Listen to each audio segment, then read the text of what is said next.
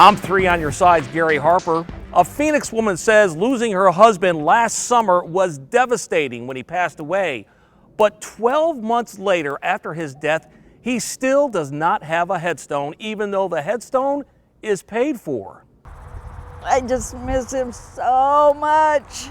Yvonne Lincoln visits her husband's gravesite nearly every day, but she says her visits are heartbreaking because 12 months after he was put to rest, there's no headstone.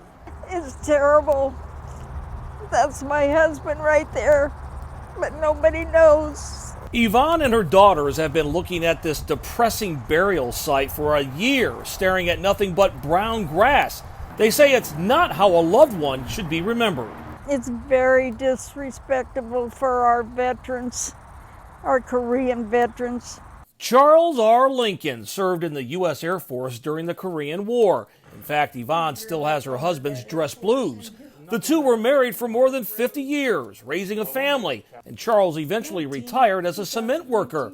But it was his military service that he was most proud of. He just loved life, and he explained all about the service to some of his grandkids. But last June, Charles passed away. The family says his funeral was beautiful and easy to deal with because Charles had made burial arrangements years earlier, arrangements that included a headstone. But that headstone isn't in place, leaving his grave unmarked. I sit over there under the tree and look over here, but this is what I look at. Yvonne and her family say they've complained to Dignity Memorial for the past 12 months asking about Charles's headstone, but get no answers. However, that changed once 3 on Your Side got involved. If it wasn't for you folks, this would never have been put in.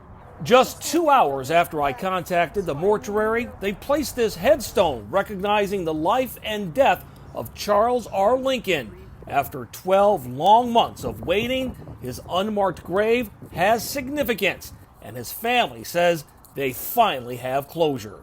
But he knows we were fighting for him, and that we did. That's why we got this with Gary Harper and 3 on Your Side. We did it. Now, the cemetery never did explain to 3 on Your Side where this headstone has been for the past year, but obviously it was close by because they put it on the burial site as soon as 3 on Your Side brought it to their attention. And again, the family says they finally have some closure. I'm Gary Harper, 3 on Your Side.